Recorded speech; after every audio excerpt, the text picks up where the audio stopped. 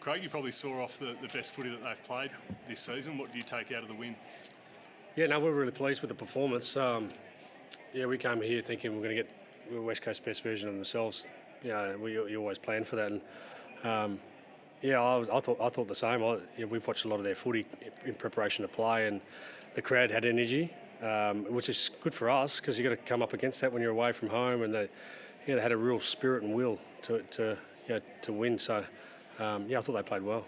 What do you think changed from that point late in the third quarter, where I think it got back to about 14 points to the final margin? Yeah, it's going to sound boring, but we just want to play the minutes, and we say that every game. And to date, not many have been able to do that for 120 minutes against us. So our ability to run out games and trust our method has been pretty good for us. So, but fundamentally, if you want to break it down, our stoppage game got going. It was, they dominated stoppage for pretty much the game, and last quarter we got a bit back on that.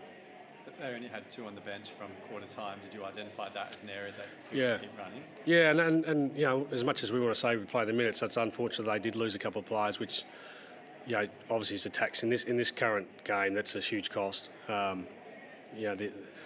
Talk about equality of performance. It's very difficult to have 2 rotating against a team that has others. We were 1 down later, but I'm sure that would have been a cost on them. Are you concerned about DeGoey with the bump that Central I'm not sure about concern, but it is what it is. I'm sure having a look at the footage of it, it'll be determined to be whatever it is, and we'll just deal with it. And again, I hope the young lad's okay. That's where our concern goes to. I hope he's okay, and Jordy's a fair player, and the rules will be the rules. From a coaching perspective, have you been coaching that sort of situation where in terms of you can tackle, you can smother, you can bump? What have you sort of encouraged your players to do when that scenario occurs? Yeah, well, it's split seconds, isn't it? Like, do I go in and tackle? Do I bump? Do I smother? These happen so many times within the game. In terms of what we're trying to do with their tackling, the game's changed. So the way we tackle, we're getting to work on. We're trying to roll with the player less than grab an arm and then dump. Well, that's a shift that's you're forced to do because the game's changing in front of us. These split-second decisions that you make, whether you bump or smother, again, they have to make them out there. It's hard to practice for those. How was DeGoey after the match, knowing that he'll probably not be? Yeah, mate, he's a great kid, Jordy, and you could see parts of the game that, knowing Jordy, he was just trying to improve, not go back in time, but try to make us better in the times he's out there. And I don't know how he's personally, emotionally after the game, but he's a fair player, and I think history will show that. He's been so important for you, I guess, at stages this season, and probably his recent form as well. How do you feel you're placed, I guess, to go forward now into King's birthday without him? Oh, look, you take one of your better players out of anyone's team. If he's suspended, then there's a cost. But we're fortunate. We've got players coming back. We're in a position where we've had a lot of injuries at the start of the year, and now we don't have as many. And I know Jamie Elliott, Paddy Lipinski, and Dan McStay are all available next week, which we may need all of them. We'll wait and see how we get through this game. Do you know anything about Fury and Skelly? Yeah, Will's got a low-grade ankle, and most likely be right, and Bo might be touch and go. We'll have to get a scan on that, and we'll see. It's a little bit worse than Will's. Johnson obviously came back on. Was that just a massive cork?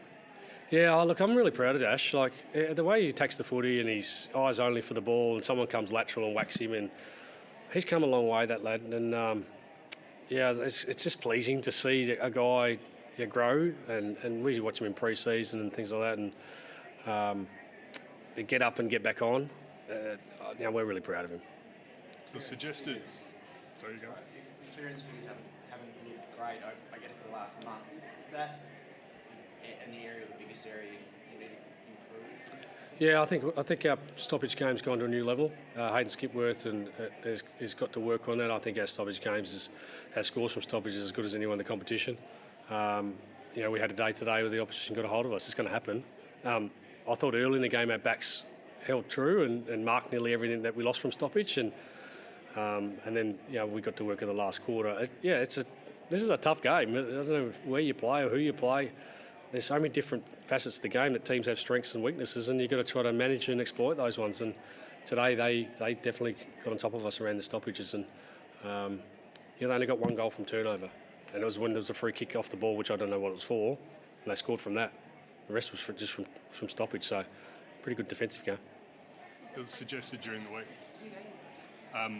that maybe you should rest players coming into this game. Was the way it panned out a good example of why you didn't want to do that? Oh, look, I don't know where that's come from, but I've said last week we're not in the business of resting players. I don't think this competition. You disrespect the competition basically. If you want to rest players, you disrespect the competition, and we're not in that position. We respect everyone. I knew today there was going to be a hard-fought game. They look like they're getting the game back in order. Some key players coming back. Barras was out late, which is again a huge cost for them. And you only have to watch the second and third quarter to realise that they've got energy. So no, we're in a position to respect the game, and we'll use other avenues to manage our players. It might be during the week, and I heard some discussion around Nick Dacos. Well, we look after him during the week. He just let him play match day. That'll ebb and flow, but right now we're not in that position to do that. Is it pleasing to see someone like Bobby Hill come out and perform so well? He stood up in crucial moments for you as well. I mean, he was like 5 or 6 goals and he runs into an open one. Yeah. To see someone like that. Look, I love Bobby. I just what he's brought to our group. He's energetic kid. Finding he's only played 30 odd games or whatever it is, and he's still maturing and finding his feet at AFL level, and he's made a huge difference to us. And you're not always going to get rewarded in that position. And today he got some reward, kicked 3 goals. Maybe he could have got another one late in the goal scorer. And he lights us up. Looking forward to King's birthday. You've got the big clash against Melbourne. What's the mindset now heading home with the win, 11 from 12, and now you face Melbourne? I haven't said it on this side of the border, but we like to stay in the moment and have deep wins. So we're going to enjoy this one. We've got a 9-day break.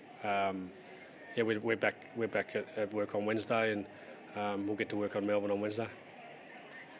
Cool. Thanks, guys. Thanks, Craig. Ta.